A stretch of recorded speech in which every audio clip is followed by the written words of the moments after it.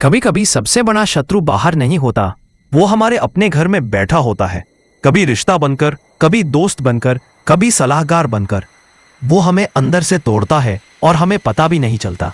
चाणक्य ने कहा था, अपने शत्रु से बचना आसान है, लेकिन अपने जैसे दिखने वाले शत्रु से बचना कठिन। आज हम जानेंगे चाणक्य की 5 अमर बातें जो बताते हैं अगर शत्रु घर का हो तो क्या करना चाहिए। पहली बात, अपने शत्रु को पहचानो, भले वो अपना क्यों ना हो।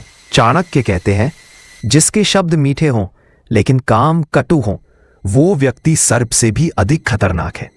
अगर कोई व्यक्ति बार बार तुम्हारा आत्मविश्वास तोड़े, तुम्हारे सपनों का मजाक उड़ाए या तुम्हारी हर कोशिश को नकार दे, तो समझ लो वो तुम्हारे घर का शत्रु है। ऐसे लोगों को पहचानना मुश्किल है, क्योंकि वे नकली मुस्कान के पीछे जहर छुपाए रहते हैं। दूसरी बात, भावना नहीं बुद्धि से निर्णय लो। घर के रिश्तों में अक्सर हम भावनाओं में बह जाते हैं, लेकिन चाणक्य कहते हैं, राज्य और जीवन दोनों ही नीति से चलते हैं, न कि भावना से। अगर तुम्हें लगता है कि कोई अपनेपन के नाम पर तुम्हें पीछे खींच रहा है, तो उससे दूरी बनाओ। रिश्ते वो रखो जो सम्मान दे, न कि केवल खून का रिश्ता हो। जो तुम्हारे खिलाफ षड्यंत्र रचता है वो अपना नहीं कहलाता, चाहे वो कोई भी हो। तीसरी बात, अपनी कमजोरी किसी को मत बताओ। चाणक्य नीति में कहा गया है, अपनी कमजोरी, अपनी हार, अपनी योजना कभी किसी से साझा मत करो। घर का शत्रु हमेशा वहीं चोट करता है जहां तुम सबसे कमजोर होते हो। वो तुम्हारे राज को दूसरों तक पहुंचाकर तुम्हारे आत्मविश्वास को तोड़ता है। इसीलिए बुद्धिमान वही है जो मुस्कुराता है लेकिन अपने अगले कदम की भनक किसी को नहीं देता।